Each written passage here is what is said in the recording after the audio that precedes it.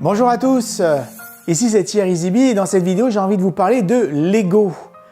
Sur mon chemin spirituel, ma vision de l'ego a beaucoup évolué. Avant, quand je lisais Freud, l'ego c'était l'ennemi, il fallait s'en débarrasser. Et puis quand j'ai fait ma formation de PNL, un de nos profs parlait de l'ego et il disait que l'ego est nécessaire. Qu'en fait, on a un ego fonctionnel ou dysfonctionnel, un ego blessé ou un ego en santé.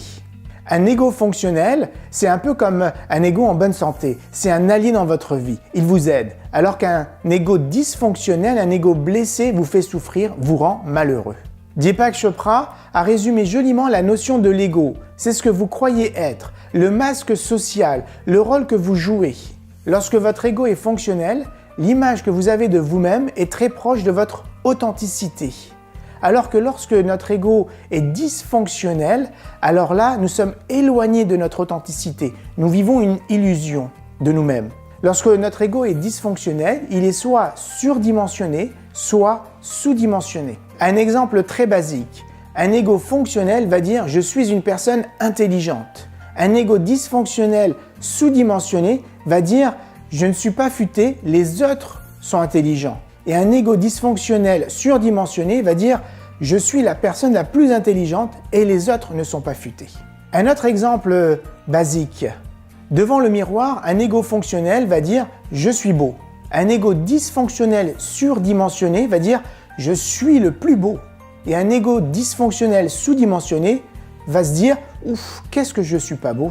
Quand l'ego est fonctionnel, c'est le cœur qui conduit votre vie. Et l'esprit est dans le siège copilote. Et c'est lui qui vous aide à avancer vers là où vous voulez aller. Et donc vous avez une vie épanouie, pleine de sens, proche de votre authenticité. Un ego dysfonctionnel, c'est l'esprit qui prend le volant. Il va vous dire quoi faire, il va contrôler votre vie. Et le cœur est dans le siège passager. Plusieurs exemples pour reconnaître que vous avez un ego fonctionnel. Quand vous avez votre propre individualité, c'est-à-dire que vous arrivez à penser par vous-même, que vous êtes authentique, que vous savez reconnaître le BS de l'un ou le BS de l'autre. Quand vous acceptez d'être vulnérable, que la perfection n'est pas intéressante, que c'est OK de faire des erreurs. Quand vous souhaitez le bonheur de l'autre, même si c'est un compétiteur. Quand vous vous aimez à 100%, que vous reconnaissez l'être extraordinaire que vous êtes, sans exagération, c'est-à-dire que vous reconnaissez vos forces, vos qualités, vos défauts, vos faiblesses et que tout ça c'est correct. Quand vous pensez que le concept de compétiteur n'existe pas et que vous êtes OK à coopérer avec eux. Quand vous savez choisir vos batailles, quand vous savez mettre votre énergie aux bons endroits. Par exemple, si vous avez un enfant, ça c'est un concept super important. Quand vous réalisez que la vengeance ne vous apporte rien, même s'il y a une partie de vous qui a envie de se venger, mais il y a quand même une autre partie de vous qui sait que cela ne vous apportera rien. Quand vous savez pardonner pour passer à autre chose. Quand demander de l'aide, c'est correct, c'est OK. Quand le bonheur est plus important que d'avoir raison. D'ailleurs, la notion d'avoir raison, c'est une notion d'ego. C'est l'ego qui veut avoir raison. Plusieurs exemples pour reconnaître un ego dysfonctionnel. Par exemple, quand vous croyez que ce que vous êtes dépend de ce que vous faites. Quand vous essayez de projeter dans le monde extérieur une image de vous qui n'est pas vraiment vous. C'est un peu comme porter un masque. C'est un peu comme si l'ego vous limite dans votre comportement, dans ce que vous devez dire. Finalement, vous n'êtes pas dans votre authenticité et une partie de vous le sait. Quand vous êtes dur, sévère, perfectionniste avec vous-même et les autres. Ou quand vous mettez tout le monde dans des petites boîtes. Elle est comme ça, lui il est comme ça. Quand il y a une séparation entre vous et les autres, que vous vous sentez isolé. Ou quand vous vous sentez inférieur ou supérieur aux autres. Quand vous êtes mal à l'aise de donner votre avis ou de demander quelque chose aux autres. Ou quand vous n'avez qu'une seule voix, c'est-à-dire que vous pensez que vous devez faire cette chose-là, qu'il n'y a qu'une seule solution, comme si vous avez des œillères et que vous ne voyez pas toutes les autres solutions qu'il y a autour de vous.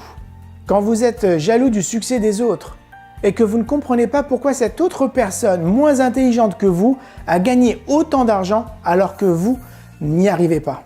Quand vous avez une fierté disproportionnée, par exemple, vous êtes perdu depuis 2 heures, mais vous demandez à personne en vous disant « à droite, la prochaine, ça va être la bonne ». Ou par exemple, lorsque dans votre vie, vous êtes bloqué, vous tournez en rond, vous êtes malheureux, et ceci depuis 10 ans.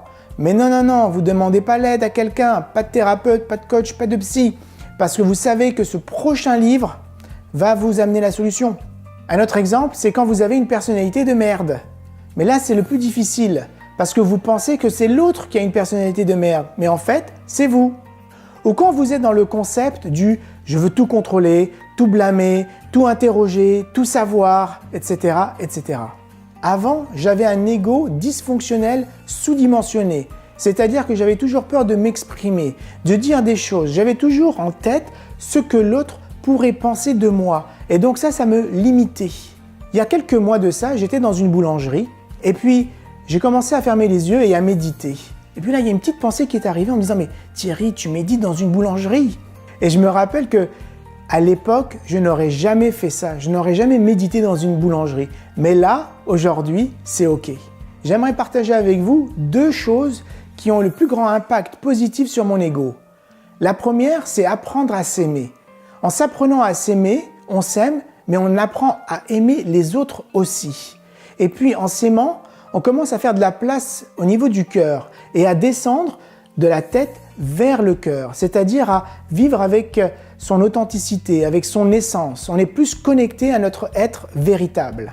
Deuxième chose, j'ai pris conscience que chacun de nous est différent et se comparer aux autres ne sert à rien. En fait, chacun de nous a des forces, des faiblesses différentes, une évolution différente, des choses à apprendre, car se comparer aux autres, c'est croire qu'on a le même destin, ce qui n'est pas le cas.